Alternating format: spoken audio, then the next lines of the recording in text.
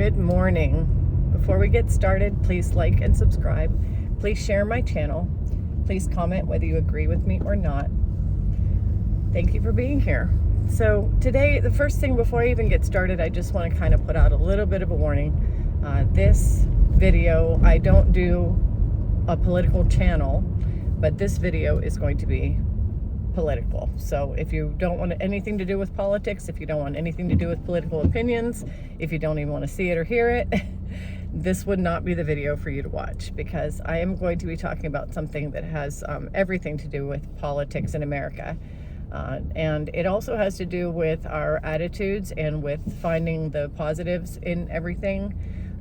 But I am going to be talking about Donald Trump and American politics. So I noticed, you can't help but notice, and well, I can't help but notice, anytime I open up my phone, or even at work, we have a news channel at work, and it just seems like there's always something about Donald Trump. You know, it was Elon Musk for a while there, and he kind of bowed out, at least out of the spotlight. I think he's still in the game, but probably just out of the spotlight because that wasn't a good look. So I see opinions about America's president, Donald Trump. The first thing that I want to say is, you know, there were periods of time when I thought that he would do a good job. There were periods of time when, you know, I thought, what are you doing? Like, are you nuts? And I see things that seem to demonstrate an enormous amount of cruelty. I also see things that demonstrate shrewdness. I'm doing an audio. There was a book written, and he had a ghostwriter write it, but it was, you know, about him and about his life and his dealings in real estate, and it's called The Art of the Deal. And I did decide to go ahead and read that on audiobook. So I think it's important. I'm almost finished with it. I'm not quite there. It's 9 hours long if you're listening to it on audio, but you know, take it in small bites, and just try to absorb it. You know, in small, I don't mean absorb by way down in your spirit, but try to grasp what it's saying. And small bites for me are better, like 20 minutes at a time, maybe half an hour at a time. I try not to listen to it for more than an hour, but I don't think I've listened to it for more than maybe 25, 30 minutes. And that allows me to hear what it's saying, rewind if I need to hear something again, just process it. Not absorb, but process is what I would recommend. Try to process what he's saying, because you can really get a lot of insight into the mind of Donald Trump through that book. And one thing that I've noticed is that, you know, two reactions to him. There are two reactions. One reaction is love and almost worship. You know, he's got followers, his MAGA support group, followers who just feel that he can do no wrong, and that he is the one that's here to save everything and save the world and save America. You know, they're called MAGA because they truly believe he's going to make America great again, and they truly believe that he's going to make this a wealthy nation, and that they are going to benefit from that. So on one side you have that. On the other side you have, and I don't know why everything has to be so polarized. I guess it's the silent majority. You have the vocal minority and then the silent majority. And the silent majority are probably the ones that see things more in the middle.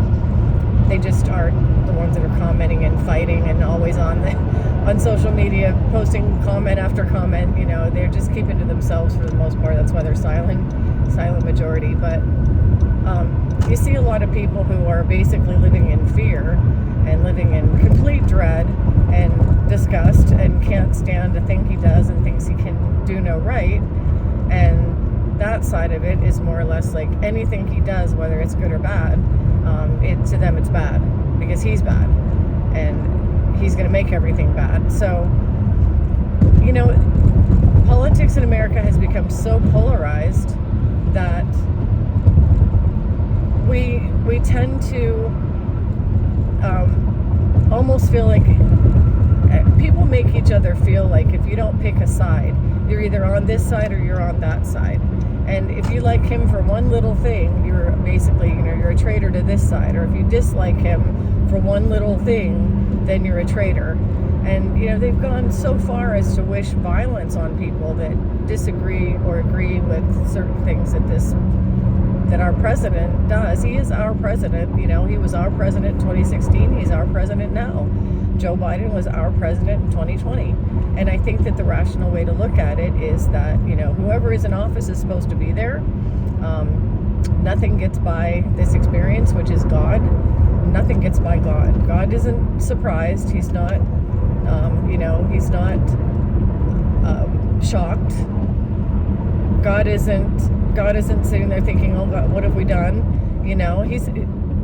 He or God or the all I am is this experience, and all of us and everything, like I always talk about in the rest of my videos,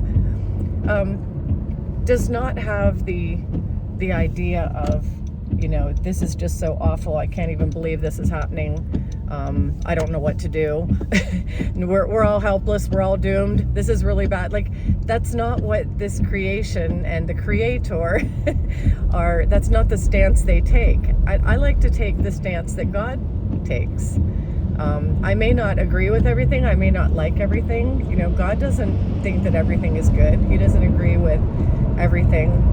But that doesn't mean he's freaking out either, because this experience is what it is. It's what it's supposed to be. And the person who's supposed to be in that seat is the person who is supposed to be there right now. And so that's one of the ways that, if you are someone who is in complete fear and thinking everything's going to fall apart, life is going to be horrible, oh my goodness, what are we going to do? And just kind of internally freaking out or having anxiety created based on, some of the actions, some of the things he's doing, I would highly, highly recommend getting off of social media, get out of the news.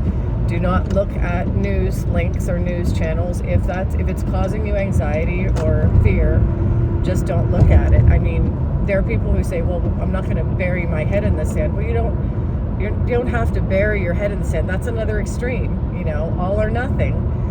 Just don't look at it. You'll hear about it, trust me. And you can pick and choose the things that you want to hear about. Google search something. Like, what is Trump's latest stance on such and such? And Google search it.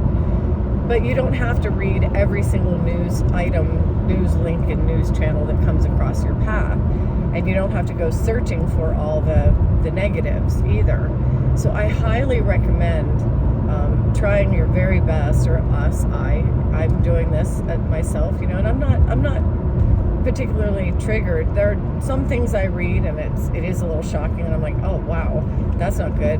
But I don't get triggered by what he's doing, because I'm trying to see things from God's perspective. This is all part of the experience. And a couple of things have crossed my mind. I personally don't think that things are always as they seem. When you look at the overall theme of the Bible, things were not as they seemed.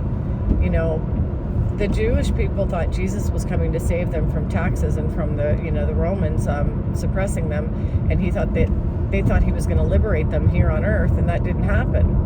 What happened was an expansion of spirit and the opportunity to expand our spirits, and that is even way, way, way more effective than any kind of battles on this ground on earth that we can possibly go through. So expanding the spirit is, if you use Jesus's example of the best way to approach something when it's not going well, don't try to think that some savior is going to come and save things on ground level. Expand the spirit. And by expand the spirit, I mean join in love, and don't freak out, and don't live in fear, and create a bond with other people and with the earth, and become, understand that we're one with all. And when we have that kind of an attitude, and when we have gratitude for everything in this earth, that is the way that we create joy, create peace, that's a lasting joy and a lasting peace. This kingdoms have come and kingdoms have gone on this earth, but lasting peace is brought about by Jesus, by what Jesus taught, by God, I am, who created all of us and all of this, and who is the creation of everything. God is the creator and the creation. And we are taught by Jesus to not try to battle things on the ground level, but to expand God by expanding our love for one another.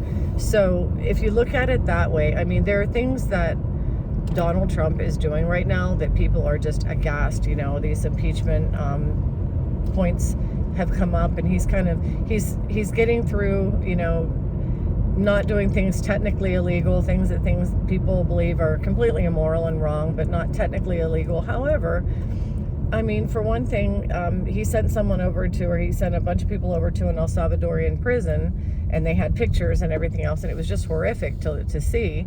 He was saying they were gang members. I don't know if they're gang members. I don't know if they're dangerous. I don't know if they were criminals or they deserved that, or if they were just young kids that getting out of college. I don't know who they were. And unless I know, I'm not going to make a judgment on it unless I know. And the fact of the matter is, I don't know. I don't know these people. I see pictures. What I see are pictures, and I'm not going to believe just something just from a picture. But you know, there's the whole story about Kilmar Abrego Garcia, who was sent over to one of these horrible prisons, and now they're saying that he's in a place that's not as bad. It's like not a medium security, but not a death trap, a hellhole is what they called. I think it's CCOT, the hellhole. He's not in there anymore. So there are times that I think that news puts things out there for us to look at and for us to make judgments on, and they show us a snapshot of what's going on, but it may or may not be what's really going on. There's a part of me that thinks, and this, you know, I'm not a conspiracy theorist, but this is just a possibility. There's a possibility, and I've thought of this, that a lot of these things are fear tactics, that maybe, you know, there aren't really tortures going on. Maybe these things are being flashed in front of us to keep everybody under control, because this particular administration wants to have full control so they can do what they want to do. And they may or may not be being that cruel to people. For all I know, for all we know, maybe Garcia was paid to, you know, maybe these people often say, like in conspiracy, it's like, oh, they were paid actors. They were just, we don't know. We don't know. In fact, AI is getting so good, we don't even know what's real and what's AI anymore. So how do we know what we're seeing in pictures is really what we're seeing? It may be true that they're over there in that horrible place, or it may not be. Maybe they were just going along with a kind of the storyline or the plot or whatever to be able to reel people in and scare the bejeebers out of the rest of Congress by saying, we'll take you too. This is where we'll put you, and we can do it because we're above the law. And I mean, if somebody is a president and they can demonstrate that they're above the law and that they can do anything they want, and there's this hellhole where you'll never come out of it, if they can demonstrate that and then go against the Supreme Court and say, no, we're not getting them out of there. If they can show that, hey, we have the power to do this, it's going to shut people up. It's going to make people just clam up and not want to try to rebel. And so that will open the door for that particular administration to be able to do whatever they want. So he went to Qatar and he got this $400 million airplane because Air Force One was starting to get old and the new one wasn't off the assembly line yet. Boeing's kind of dragging their feet. And for what the news story says anyway. But yeah, so he got this airplane and people are freaking out and saying it's a bribe. It's a bribe from Qatar because the prince, actually he went to Syria, I believe, and then got this plane from Qatar. But he's in the Middle East nonetheless, and he's hobnobbing and shaking hands and doing business deals with these Middle Eastern countries. So, you know, if he is wanting to partner with Saudi Arabia, it seems almost like Donald Trump, if there's one thing that I think we can deduct from him, he is about the money. The most important thing to Donald Trump is wealth. And he feels that if he can make everybody wealthy, that will make us all happy. Although I know that in my personal life, that's not the case. I've had money, and I've had, not had any money, and I'm happy, whatever. Wealth doesn't necessarily make me happier. But he seems to think that wealth is what America needs, and, to make America a wealthy country and have everybody, at least, and I know we don't want to suffer. We don't want to suffer and be impoverished and suffer that way. So if I don't agree that everybody has to be wealthy. However, I do believe that it would be nice if we could house the unhoused and feed, the poor in our country. If that were to take place, I'd be all for it. But you know what? Donald Trump is, what I gathered from the book that I am listening to on audio, he knows how to manipulate. He knows how to use the media. So that tells me something. Now when I see media, I'm thinking, he knows how to manipulate this. He knows how to play the game. He knows how to draw people in. He's very charismatic, and he knows how to draw people in. And he has done that. He's created a whole MAGA movement. So, and he also, one of the things he says in his book is that he knows how to exaggerate. He uses exaggeration. All those facial expressions and all his exaggeration and his wild claims of this and wild claims of that, and people are saying he's insane, he's nuts, he's bonkers. He knows how to stay relevant. Donald Trump knows that the more outrageous you are, the more relevant you'll be, and the more eyes will be on you. That is what he's doing. Read The Art of the Deal. You'll see that is what he's doing. Is he really insane and all that bonkers and nuts and all those facial expressions and weird things he does? No. He knows how to use that. And what he's wanting to do is to talk to wealthy nations to create wealth bonds. He's tired of America being in debt, and he wants to create wealth by joining and creating partnerships with wealthy nations. Some people may agree that, these nations are Muslim nations. Some people may not. He wants to make America religious again. And I don't know what he means by religious, because if you watch my videos, you know that I am into Christ and not religion. But I don't know. We're going to have Sharia law or have to follow the Old Testament laws. I don't know what he means by religious, but he might just mean make it Christian. I don't know what he means by that. So we have yet to see. And here's the point. We have yet to see. So don't freak out over things you see. Don't take everything to heart. Don't think everything is real that you see, because a lot of it is just manipulation of your mind. So stay above, stay in heart, stay in peace with one another, and just live your life that way, and just watch things unfold and create a life that you want for yourself and your family, and do that individually. Also come together and join together with other people in love. And if we keep doing that, everything will be fine. Everything will work out. We don't have to freak out. So that is what I wanted to say today. I know I'm using a lot of hand motions right now, but I don't know. I'm hyper. It's my Friday. It's Thursday, which is my Friday. And I'm pretty happy about that right now, because I have plans for the weekend. I hope everybody's having a great day, and I will see you next time.